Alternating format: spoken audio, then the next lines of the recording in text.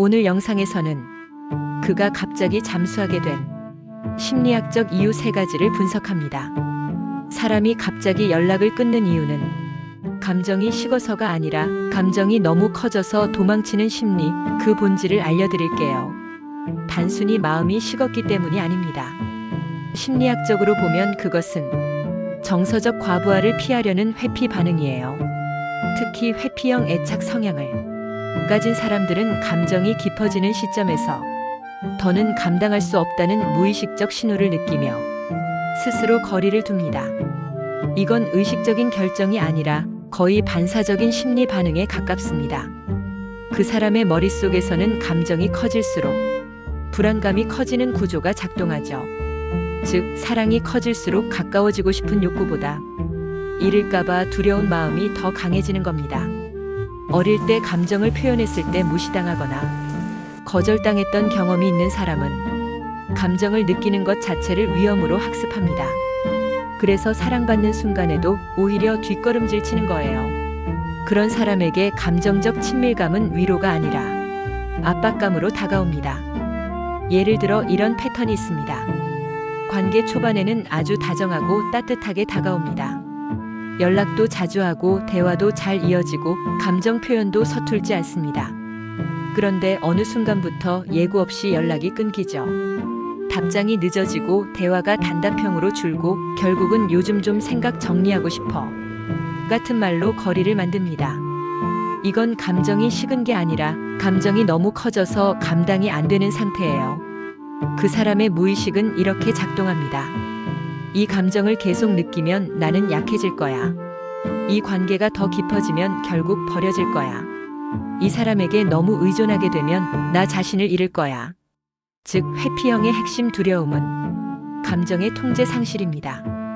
그래서 그들은 감정이 고조되면 일종의 자기보호 회로를 작동시킵니다. 이 회로가 바로 거리두기 행동이에요.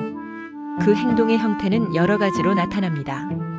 연락 텀을 늘리거나 감정적인 대화를 피하거나 바쁘다는 이유로 물리적 거리를 만들거나 관계를 명확히 정의하지 않고 애매하게 유지하려 하거나 그들은 스스로 감정을 멈추는 것처럼 보이지만 사실은 감정으로부터 도망치는 중입니다. 이런 행동을 심리학에서는 정서적 억제라고 부릅니다. 감정을 억누를수록 그 감정은 사라지는 게 아니라 내부에서 압력처럼 쌓입니다.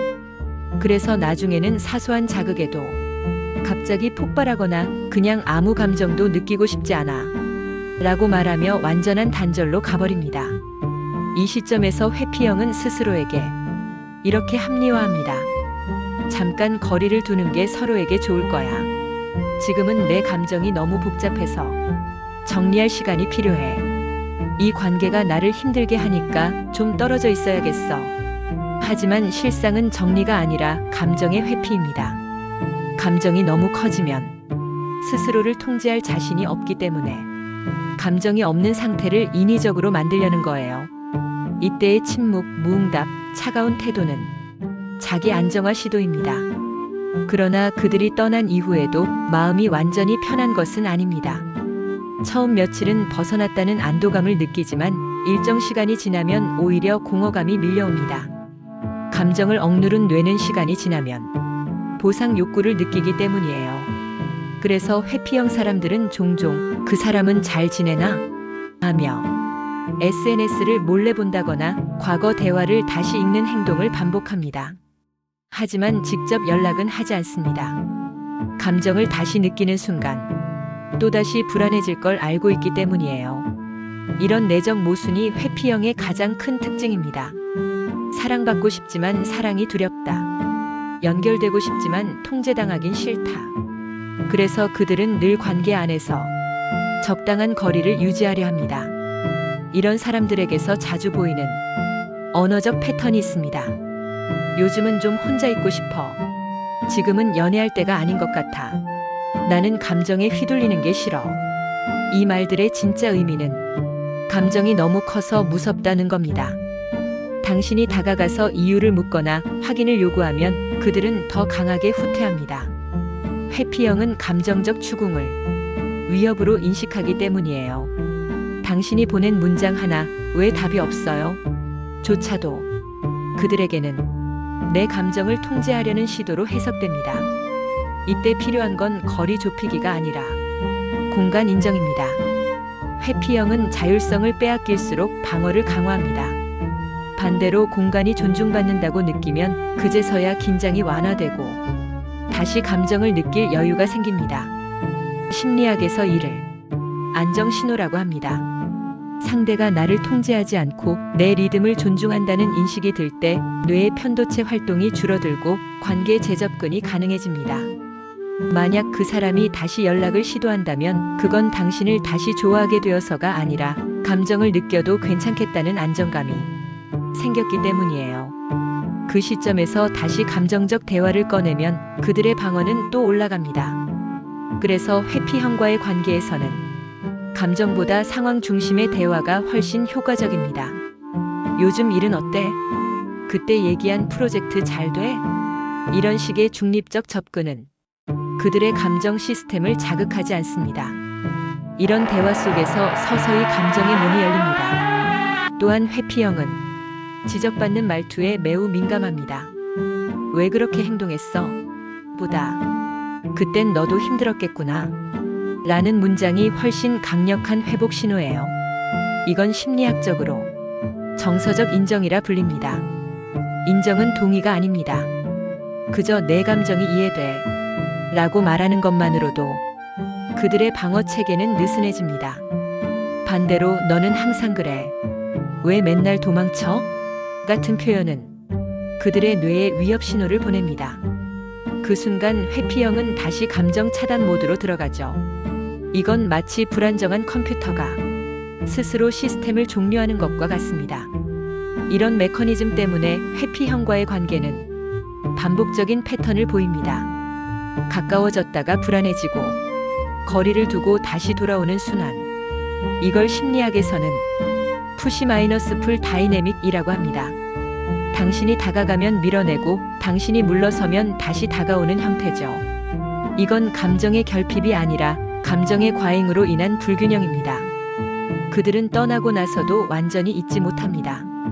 단지 감정의 불안을 피하기 위해 생각하지 않으려는 노력을 할 뿐이에요.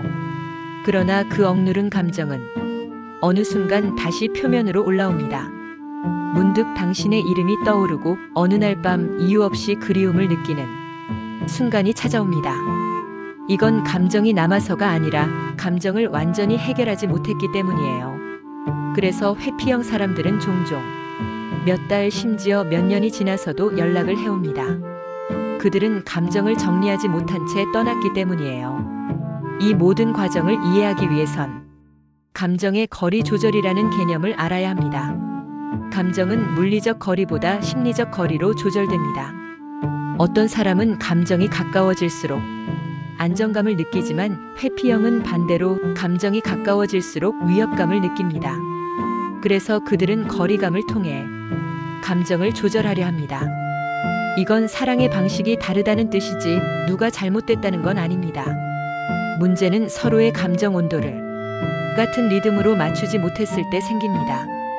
당신이 다가갈수록 상대는 도망가고 상대가 멀어질수록 당신은 더 매달리게 되죠. 이건 회피형과 불안형의 전형적인 애착 충돌 구조입니다. 불안형은 확신을 원하고 회피형은 공간을 원합니다. 불안형은 말로 확인하려 하고 회피형은 침묵으로 안정하려 합니다. 이 두 사람이 만나면 관계는 늘 한쪽이 불안하고 한쪽이 답답하죠. 하지만 서로의 리듬을 이해하면 균형은 가능합니다. 회피형에게 필요한 건 공간 속의 안정감, 불안형에게 필요한 건 관심 속의 확신입니다. 즉, 서로의 언어를 바꿔야 합니다. 불안형이 왜 연락 안 해? 대신 요즘은 내 속도로 지내자 라고 말하면 회피형은 통제받지 않는다는 안정감을 느끼고 방어를 풀어요. 반대로 회피형이 혼자 있고 싶다. 대신 조금만 시간 줘, 정리하고 다시 얘기하자 라고 표현하면 불안형은 버림받지 않았다는 확신을 얻습니다. 이건 단순한 연애 기술이 아니라 정서적 리듬을 맞추는 심리적 협력입니다. 그리고 그 리듬을 이해할 때 비로소 잠수는 사라집니다. 사람은 감정적으로 안전하다고 느낄 때만 솔직해질 수 있습니다. 회피형의 잠수는 당신 때문이 아니라 그가 자기 자신에게 안전하지 않기 때문이에요. 그는 자신이 감정을 느끼는 걸 두려워하는 사람입니다. 당신의 사랑은 그를 불안하게 만든 게 아니라 그의 내면의 상처를 자극한 거예요. 그러니 그가 사라졌다면 그건 도망이 아니라 자기 보호입니다. 당신이 할 일은 그를 붙잡는 것이 아니라 자신의 중심을 지키는 것이에요. 왜냐면 회피형은 통제하려는 사람보다 스스로 안정된 사람에게 더 끌리기 때문입니다. 그건 본능적으로 안전기지를 찾는 인간의 본성입니다. 연락이 끊겼을 때 가장 중요한 건 그 사람의 행동을 해석하려 하지 말고 내 감정의 흐름을 관찰하는 것입니다. 불안, 분노, 상실, 그 모든 감정은 상대가 아니라 나의 내면에서 일어나는 반응이에요. 그 감정을 인식하는 순간 통제할 수 있게 됩니다. 잠수는 결국 두 사람의 불안이 충돌한 결과입니다. 한쪽은 가까워지고 싶어서, 다른 한쪽은 도망치고 싶어서. 그러나 진짜 성숙한 관계는 서로의 거리에서 불안을 느끼지 않는 관계입니다. 사람은 각자의 속도로 마음을 엽니다. 회피형에게 그 속도는 느릴 뿐이에요. 그들이 잠시 멀어졌다고 해서 감정이 없었던 것은 아닙니다. 그들은 단지 감정을 다루는 방법이 서툴 뿐이에요. 결국 잠수라는 행동은 사랑의 부재가 아니라 감정 조절 능력의 한계에서 비롯된 현상입니다. 그걸 이해할 수 있을 때 당신은 더 이상 연락이 끊기는 관계 속에서 자신의 가치를 의심하지 않게 될 겁니다. 갑자기 사라진 이유, 이 심리의 3가지 기술을 꼭 확인하세요. 구독과 좋아요를 눌러 다음 심리 영상도 놓치지 마세요. 댓글로 궁금한 심리 내용을 남겨주시면 다음 영상에서 심리학적으로 분석해 드릴게요. 1%만이 아는 심리 습관, 심리노트.